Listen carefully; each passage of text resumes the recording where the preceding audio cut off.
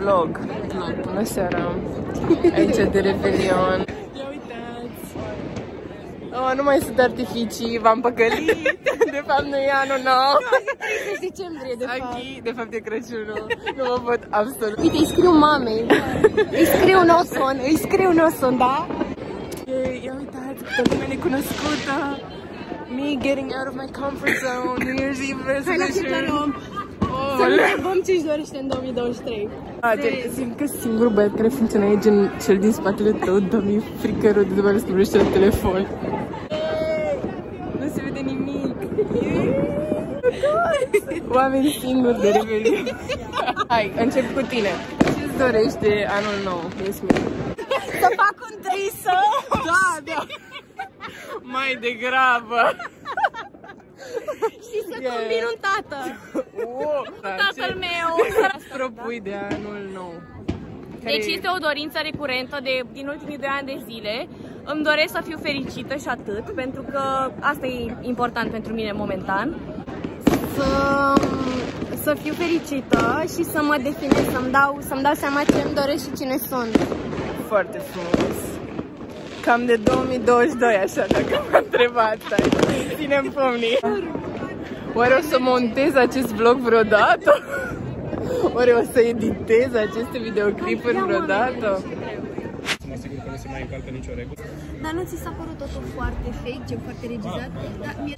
Mignea merge la un vernisaj în seara asta și ne-a invitat și pe noi, doar că Yasmin a zis că e adunare ad hoc dacă ne inviți așa din mers în loc să...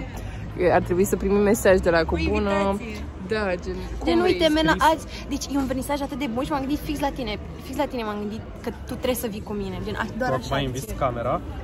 Nu. Mihnea tocmai ne-a spus că și-a reinstalat Tinder-ul și l-a desfințat și l-a dezinstalat în aceeași zi. Ce e preferatul tău din Too Hot to Handle? James. Bun. Căutați-l. Da. Și voi aveți prieteni care vă aruncă cheia pe geam într-un portofel. Pentru că nu le merge interfonul de gen 4 ani de zile. Da. Când am ieșit legit ieri cu 2 băieți care au râgâit ca porci. Vlog. Eu sei. Cum ai părut natural așa?